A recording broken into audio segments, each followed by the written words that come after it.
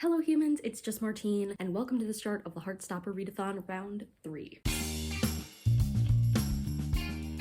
In this round, Nick Nelson is trying to plan the perfect surprise Valentine's date for Charlie because it's February, and so I'm going to help him pick out some things by reading some books for some different categories. I'm actually aiming to cover every single prompt because a little bit of everything sometimes is the best. My plan is to split this into two. I'll read half the books in this vlog, half in the next vlog. It's actually February 7th, I believe, and I have not started a book for this. So we're off to a good start, and I have to pick what I'm going to start with today. Okay, this is my stack plus one ebook. I don't think I'm going to start that ebook today. I've been reading a lot of ebooks lately, and I would like to get back into some physical reading. I'm kind of conflicted about this because on the one hand, for Tales from Two Trails, which is the game played by Kim from Expedition Through Pages, one of my team's prompts this month is to randomize our TBR in an unusual location, and I randomized this TBR in a stairwell, and told me to read this, and so I want to make sure that I get to this before the cutoff date this month, but I still have plenty of time, so I'm like, is this the vibe that I want to start with? Especially because it doesn't cross off like a ton of these prompts. All of me has been chomping at the bit to get started on Dirk Gently's Holistic Detective Agency, so I'm like, what do I do? I think I'm gonna start with this one just so I can say I started a standalone for once, because for the past like month and a week, I've been reading almost exclusively series books. This is technically the first book in a series. I'll give myself a day away from series and start with this, but I will be starting this one in this vlog. Mark my words. One of my favorite Christmas gifts I got this past year were these little sprout bookmarks. So like it looks like there's a little plant growing out of it, whichever way you put it. I usually put them up here like this. Garden moment growing by my window. I picked out my one for this book, put it at the start, and get reading. Howdy. You know what I think is more fun than reading the book you said you were gonna read? It's reading 50 pages of that book and then reading the entirety of a different book completely. So last week I did get a good start on Deafening, but I did switch my attention for a few days to Dirk Gently's Holistic Detective Agency because it's shorter, and I felt like it would be faster, which it was, and I really felt like I needed to like finish something because it's currently February 12th. And we are running short on time. So I was like, let's blast through something. And this delivered. Not only that, but I kind of wanted to ensure that no matter what happens, I succeed at my own readathon. This book counts for 4 of the 5 categories. So that means now that I finished this, I just really need a surprise guest and the surprise. So 2 surprises. I need any surprises. And unfortunately, this doesn't count for any of that, but that's okay because we're still trying to get through my whole TBR. I'm just trying to set myself up so that I don't completely fall on my face. You know what I mean? So I did read this and I rated it something, but I forget what. I took a little break and Bookly told me I rated it 3.5 stars, which was what I was going to say, but I thought I was maybe wrong. So 3.5 stars, which I think is generally what I give Douglas Adams books. And here's what's weird about it, is I love Terry Pratchett books. Allegedly, they're very similar in their writing style, and yet I feel like Terry Pratchett just makes sense to me in its absurdity, and Douglas Adams doesn't. It's also very interesting reading this because it's very different, I would say, from the television show. In this book, it's even advertised in the back about being about Dirk Gently and his holistic detective agency. But it takes us like half of the book to ever get to meeting Dirk Gently IRL and seeing him do his thing. It takes us a while to be introduced to this detective agency, which is a little disappointing. And so the beginning was just like a lot of stuff happening with multiple different people. And it did kind of come together in the end, sort of, but then also a totally different plot was thrown in partway through, which was confusing. But like overall, it was a pretty fun time. I'm just not sure it landed how I wanted it to, you know? But it is done, and that's good, because that's a singular book completed for the Heartstopper Readathon now that it is almost midway through the month. So I think we have to pick up our pace a little bit. I have started 2 other books. One, I think I'll finish in my next vlog because that I'm just going to read like a little bit of every day. Deafening, I really want to turn back to. I'm enjoying it so far. It's just like not yet at the point that I think that I'm going to be super interested in. I'm just kind of waiting for the moment when she's finally going to be sent to the Ontario School for the Deaf. And I think maybe today I'll end up picking out my next read for this and getting started. Needless to say, Nick is getting a little antsy because I am taking my sweet time helping him plan this surprise. We're just out here trying our best, Nicholas. We're trying our best. Happy Valentine's Day. I've still only finished the one book for this, but that's okay. I actually made great progress yesterday in Deafening. I'm now over halfway through, so that's exciting. And even though it is technically Valentine's Day today, luckily I have the entire month to help Nick put together the perfect Valentine's Day for Charlie, because time travel is wacky. I don't know what to tell you. Hopefully we're gonna pick up the pace a little bit. Just a little bit. Just a tad. Just a wee bit. Nick, you can trust me. I've got this. I just got a very exciting package and it reminds me of Heartstopper, so I'm going to open it with you. This package is coming from up north, which when you live in South Florida is, I guess, normal. It's from my really good friend Ruby. She included a little tiny note. It's so small. I love her. Look at this little rainbow cardigan. Heck yes. Oh my gosh, it's so cute and comfy. It's like Ruby's hugging me. Hooray! Hello. I have finally made substantial progress. So that's great, because the other day I finished reading Deafening by Frances Itani, and I'm giving this 4 stars. This is for the prompt of bowling, try to get a strike.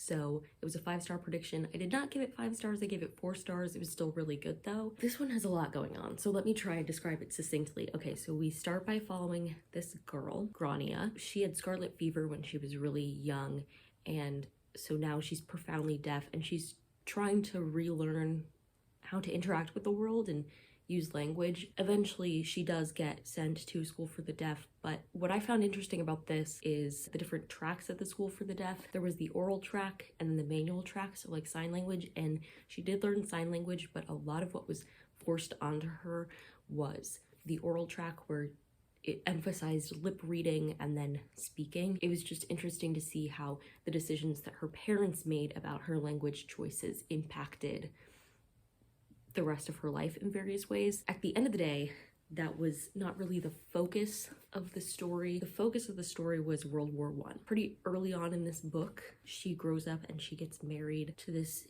hearing man, Jim, and Jim enlists for World War I. Oh, by the way, this takes place in Canada. So this is the second book set in Canada during World War I that I've read this month. And I don't think I've ever in my life read another book set in Canada during World War I.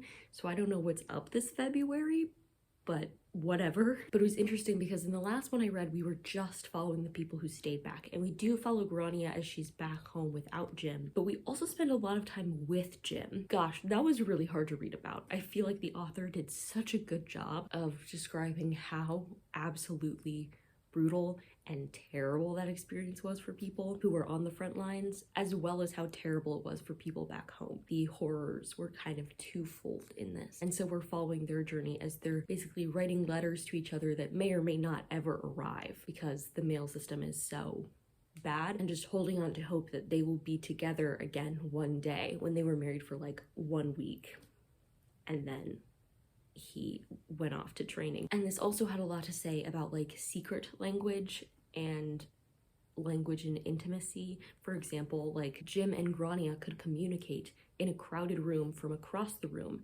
because Grania was so good at lip reading that he would just like talk and she would understand what he was saying. And likewise, when they used signs, like they had sign names for each other, it was really interesting. There were some scenes where they were like in the dark and she reached out and like touched his lips and his vocal cords, because in school those were some of the things that her teachers had used to like show her how the voice was working, and so she could basically understand him doing that. And I don't know how realistic that is. I am curious though, because the author's grandma is who Grania was modeled after. Her grandma got scarlet fever when she was young and then was deaf for the rest of her life, and I assume married a hearing man. And so I am interested to know how much of this story is pulled from that and how much is just like fictionalized to try and make communication easier between characters. I genuinely cannot tell. And so we see as the war progresses, and there are things like the Spanish influenza or bombings at war make it so that people cannot hear anymore. And that's why it's called deafening, because it's like this progression of unhearing, right? And Grania is kind of there to go like, I know this feeling. I feel like I've said so much about this book and yet left you profoundly unaware about it. Overall, I liked the characters. The pacing was a bit weird for me. I did really care about the outcome though. There were some moments where I just had this heaviness in my chest, which I think is a sign of really good writing because it made me feel things very deeply. 4 stars. No strike, but you know, kind of like a spare situation, if you will. Hello. I read this book this weekend, As You Wish, and I think it was just for my Mario Kart prompt of a book that lapped you, but I finally got around to reading it, and I'm so glad I did. Okay, so other people had warned me that they didn't really like this book, and so I was like, ooh. But I gave it 4 stars. I really, really enjoyed it. It's like, okay, I would call it a YA contemporary, but technically magical realism. It's about this town where on your 18th birthday, you get a wish and it comes true. And we're following this guy. I've forgotten his name already. Eldon, because it was a weird name. We're following Eldon, and it's like less than a month away from his 18th birthday, and he has no idea what to wish for. And so he basically goes around town and he collects the stories of other people's wishes to see like what happened.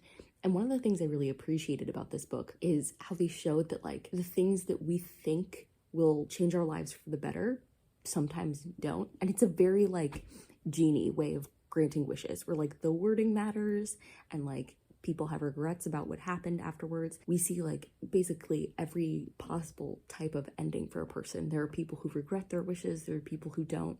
There are people who like accidentally wished for something that they weren't planning on wishing for. And so we see how it all turns out. And at the same time, we're following Eldon as he's just trying to figure out what he's going to wish for. And his story is very interesting. He's a very specific type of character where like he's a mess. I'll admit it. He's a mess. He's selfish. He's all over the place. But he's also struggling with some very serious things. Like his sister has been in a coma for months and months. And like his family's falling apart because his mother's wish was for the guy who ended up being her husband to love her forever. And so they're kind of like trapped. So it's just a really, really interesting dynamic. And I really just enjoyed the take on like choices and on wishing and about like the grass is always greener mentality of like, oh, if I just had this, then I'd be happy. And you show like, that's not the case. Like you kind of just have to learn to enjoy the life that you're living now. I found this a fascinating thought experiment, to be honest. So I mean, Mario Kart is not usually a fascinating thought experiment, but in this case it was. So you're welcome, Nick. You're playing some Mario Kart. You're gonna lose, but like you're playing it.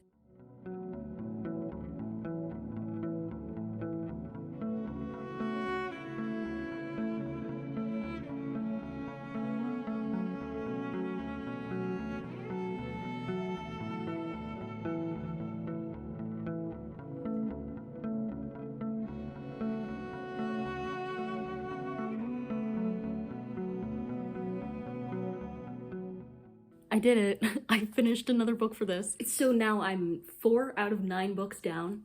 It's February 19th. I'm not panicked at all. But let me tell you about this book that I read. I actually read it like a couple days ago, but I wanted to collect my thoughts. And also there was a huge music festival happening right outside my window, so I couldn't talk to you even though I wanted to. But I read Jackie Haha. And this is a children's graphic novel about this girl named Jackie. She comes from this really large family. Her mom's in the, I don't want to say military when that's not right. She's with the armed forces of some kind, and her dad's a lifeguard. She's got a ton of sisters, and she's always been the funny, goofy one, but that means she gets in a lot of trouble. And so when her mom gets deployed again, she makes a promise to herself that she is going to be good this time. Things don't get off to a good start, and so she gets invited to take her energy elsewhere and to join the cast of You're a Good Man, Charlie Brown for the school musical. And I gave this 4 stars. It was so cute. Oh my gosh. Jackie is like a messy character, but I found her to be really like great anyway. Like it was just the story of this girl who was trying her best, but also she always felt like she had to be the one to be happy and show up and make other people feel good when they weren't feeling good. And so she didn't always have the best judgment about when and how to make that happen. I also loved that it talked about the idea of using things like theater as an outlet for that energy. And I really loved all the like rehearsal and show sequences for You're a Good Man, Charlie Brown, because I've seen that show and it's a great show. It's so fun. And so to see them like in costume and acting it out and like referencing the songs was just super niche and fun. I felt like this fit for a couple things, I think. It was definitely my randomized one because I randomized by letter. First thing in my TBR video, I got a J, so I read Jackie Haha. So it's a surprise. Officially, everything we're planning for Charlie is a surprise. How exciting. I can't remember what it was for, but whatever it was, it'll be here, unless it was just the one thing, in which case it'll still be there. But that officially means that I'm caught up to where I wanted to end this vlog, which is great because again, it's February 19th. There are 10 more days in February. This is not a drill. But technically, I think I fulfilled every single category, including surprise. So I feel like no matter what happens, even though I still really, really want to finish my TBR for the month, no matter what happens, I've helped Nick plan something from every category. So I've technically succeeded, which is great because there was a moment where I was like, I don't think I'm gonna succeed at all. I think Nick's on his own. This is where my scorecard is up to in terms of planning this event for Charlie with Nick right now. If you like this video, go ahead and give it a big thumbs up and comment down below. What thing that you love would you like to see incorporated into a graphic novel? For instance, I love theater, so seeing a show portrayed in a graphic novel is super fun for me. And subscribe for more reading, writing, and college lifestyle content. And until next time, bye humans, bye!